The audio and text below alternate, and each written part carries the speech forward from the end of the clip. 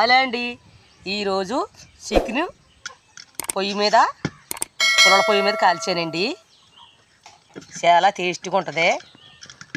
ఇడ్లీకి ఏం అవసరం లేదండి, ఉప్పు కారం అయితే చాలు. నేను 1/2 కేజీ చికెన్ తీసుకున్నానండి. శుభ్రంగా 2-3 చుట్లు కడిగేసాను. ఈ సైజులో కట్ చేయించుకున్నాను. ఇప్పుడు ఇందులో ఏం వేద్దామంటే ఒక 1/2 స్పూన్ పసుపు వేస్తున్నాను. అలాగే స్పూన్ కారం వేస్తున్నాను. ఒక స్పూన్ సాల్ట్ వేస్తున్నాను.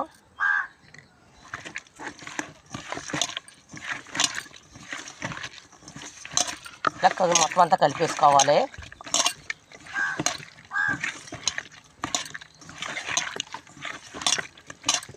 ఇలా కలిపేసుకున్నాక ఒక 5 నిమిషాల పాటు పక్కన పెడదామండి. కారం సాల్ట్ పడుతుంది. ఇప్పుడు ఒక్కో పీస్ తీసుకుండి ఇలాగ అట్టపుల్ల గుచ్చుకుందాం.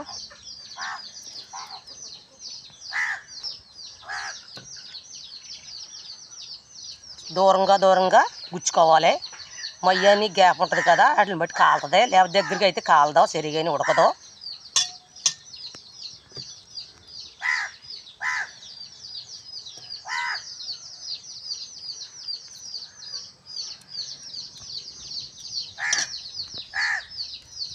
ఇలా గుచ్చుకుండి అట్ల పుల్లనే పొయ్యి మీద కాల్చుకుంటే చాలా టేస్టీగా ఉంటాయి, చాలా రుచిగా ఉంటాయి. పప్పులో అయినా ఉత్తి నోట్లైనా వీటిలైనా తినచ్చు. మేము చిన్నప్పుడు ఇలాగే కాల్చుకుంటూ తినేవాళ్ళు. ఇలా పెట్టుకోవాలి. మాడకుండా చిన్నగా మంట పెట్టాలి. నిప్పుల మీద మంట మీద కుదురుగా ఉడకాలి. అప్పుడే పీస్ అన్నది ఉడుకుతుంది. ఉడికేకి తింటే చాలా టేస్టీగా ఉంటుంది.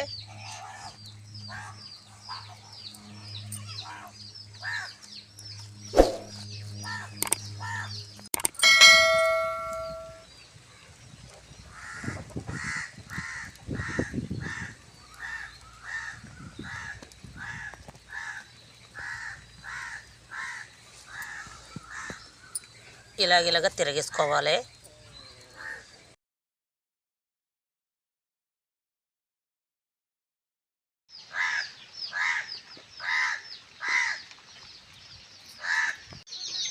ఎలా కాలుతున్నాయి చూడండి. సౌరు బయటకు వస్తుంది అంటే బాగా ఉడుకుతుంది. చాలా టేస్ట్గా ఉంటాయి.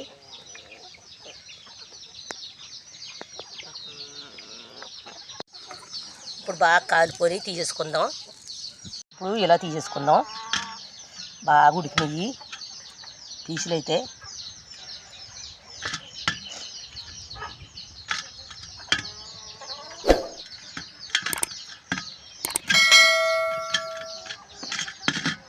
మళ్ళీ గుచ్చుకుందాం.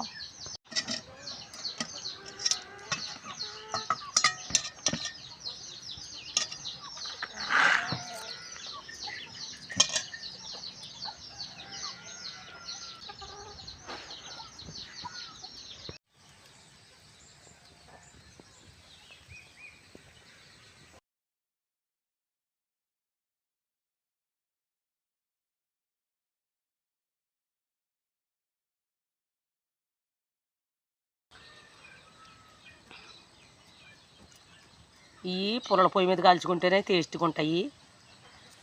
పుల్లల పొయ్యి లేదంటే గ్యాస్ మీదనే కాల్చుకోవచ్చు. ఓన్లీ ఉప్పు కారమే వేయాలి. కానీ పుల్లల పొయ్యి మీద కాల్చుకుంటే ఇంకా టేస్ట్గా ఉంటాయి. అయిపోయిందండి చికెన్ ఫ్రై. చాలా టేస్ట్గా ఉంటుంది. బాగా ఉడికింది. మీరు కూడా ఒకసారి ఇంట్లో ట్రై చేయండి. ఈ వీడియో కానీ నచ్చినట్టుంటే ఒక లైక్ కొట్టండి.